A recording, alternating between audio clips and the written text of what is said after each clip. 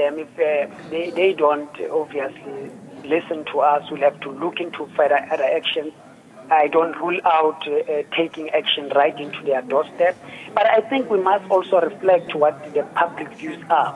The public views, they obviously rated by the developments in the country, particularly on issues of corruption. This is not an issue here. An issue here is about how do you therefore deal with corruption. It must not be dealt in a manner that you are shifting a buck. If there was corruption, let those who have committed such be brought into books, both at Multichoice and at ANN7. ANN7 is an institution that can be bought by any business person going forward. So we must be very careful on how we address these matters, because it will be a self-detriment if we're not responding to those things effectively. Led with shock that Multichoice has taken such a decision. Obviously, well, we don't know what the contractual arrangements are between Multichoice and ANN7. But indeed, the ANN7 has created a platform for diverse views, and I think for us as SANCO, we've really participated. For the first time, we had quite a substantial coverage coming to ANN7. And our view, obviously, it's really a question of what are the business agreements between Multichoice and ANN7. And I think those are the avenues that must be pursued. We are worried that if this comes to fruition as a reckless decision by Multichoice, it has a propensity to cause a huge loss of work opportunities for journalists and other staff members at ANN7. And I guess those questions are very crucial for us, knowing that South Africa has a huge problem of unemployment. If there are others that are contributing to unemployment, we can't welcome such a development. And now joining us over the phone line is Ahmed Sheikh Imam from the National Freedom Party. A very warm welcome to you, and thank you so much for your time. Now, Multichoice has decided not to renew its contract with ANN7 despite an investigation finding no wrongdoing on the part of the channel. What is your reaction around that? Well, very good afternoon to you. I've just landed in Cape Town to this news, this shocking news fact. And what is surprising is if you read the report very, very clearly states that they did not find anything adverse. They found there was no corruption. They found that any monies that were paid were legitimate, that they were entitled to do that. So it is very strange for me that having that finding, such findings, you still want to say you don't want to renew the contract. You don't even take into consideration the number of people that will be losing their jobs, the coverage that we've been getting from ANN7, and recently in the last year, I think, ANN7 has uncovered so much that we, even as politicians, members of parliament, did not even know ourselves. Now, with all that is happening, I cannot understand the decision that has been taken by Multichoice, and it's clear that they've been put under pressure to take these decisions, and clearly what it is telling us, that all's not well in South African politics. We need to look at the deeper as to what is really going on in South Africa, because it looks like the media is being controlled. We've picked this up, that media, a lot of the media in South Africa is being controlled by some individuals. And again, this clearly indicates the same pattern, that they want control of the media, they want control of the resources, that the colonial agenda in South Africa, the capitalist agenda wants to continue, and this is a way of marginalizing or keeping away the others. Now, if you talk about, they've repeatedly talked about black empowerment and having a black. My understanding is that ANN7 has been purchased by black. So what is the problem? Where is it coming from now? So clearly, it looks like that there is something deeper into this, and I'm actually very shocked that they did not even consider. We're always talking about when industry or businesses have to close down, the number of jobs that are going to be lost and things. And here it is clear, the number of jobs, the number of families that are going to suffer, and you don't even consider that with 6 months away. You then talk about getting a new up-and-coming black TV station. But you also talk simultaneously how long it takes, the capacity, the resources that is needed. And in 6 months, are you going to be able to achieve that? Did you consider all those things? Clearly, you did not do that. And now Multichoice itself says there was no wrongdoing found. Absolutely. Yeah, and what should happen next if no wrongdoing was found now that Multichoice is saying so? What should they do now? Well, you know, in our view, it is very, very clear.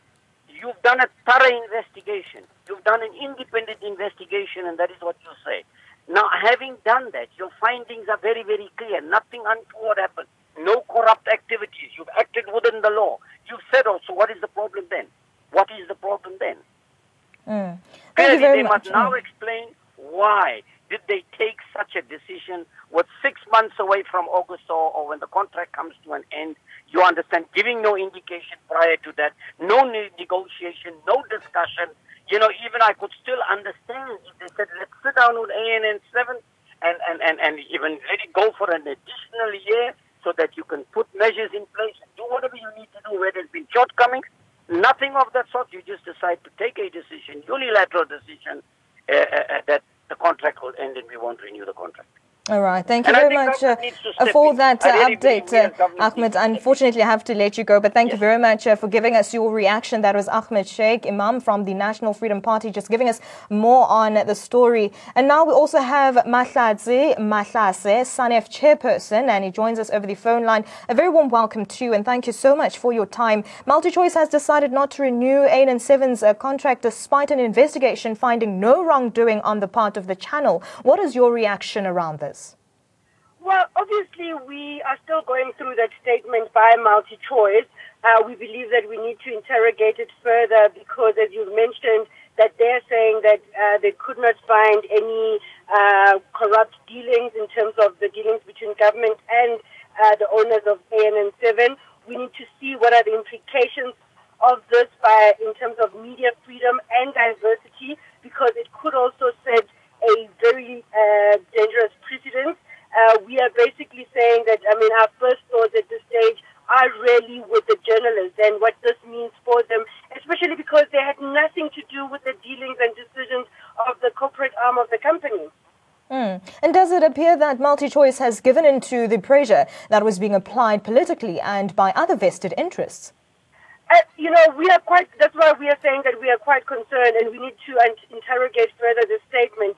We really do hope that the decisions they took was not influenced by any of the latest political developments or any business interests, because media freedom has to be sacrosanct. The rights of journalists to do their work have to be protected. We have to continue to strive for a diversified industry because we need the different platforms, different media houses to be owned by different people, and also those platforms to provide variety of views. So we are quite concerned, and we are hoping that, we will get further clarity from the company, considering, as you said, that they said that there was no corruption, but what they're calling mistakes.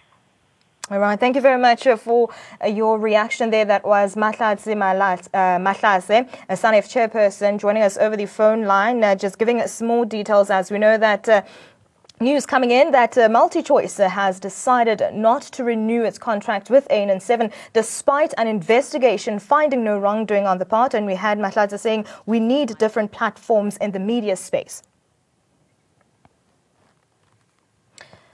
And now let's listen into some reactions coming in on this developing story. It doesn't really come as a shock that they wouldn't be renewing the contract. I think there had been rumblings in the market that would probably be their decision. What now really needs to happen, I would like to think, is that ANN7 must decide how they then address this matter in terms of the decision that has been made, and in terms of whether they take the legal route, and I think there are also other options. And I think it also begins for us to start having the conversation about the media space and the control and who decides what goes on air and why. I believe Multichoice is a private company, really, and is it really right or fair that it ought to have the authority of who stays on air and who goes off on air? I believe the ANC did begin to have that conversation last year, December, to say that the media space needs to be looked at. But I think this is a classic case. And I say ANN7 should take the gloves off and take the fights to Multichoice. That's really where we would, what would really say at this point in time. Under the Constitution of this Republic, as so adopted and passed in 1996, national pairs, and specifically Multichoice, have become quasi-organs of state. And what I actually mean is that Multichoice has no right whatsoever to take the action that it has taken, for it is unlawful. There is nothing that can be lawful about their decision. And in terms of the Constitution of the Republic, they carry certain constitutional obligations and constitutional rights which they must advance of the citizens. Therefore, even the owners of ANN7 are duty-bound in terms of company law to have to protect the company itself, to act in the best interest of the company by ensuring that this unlawful decision by Multichoice is overturned in the right fora, which is our courts.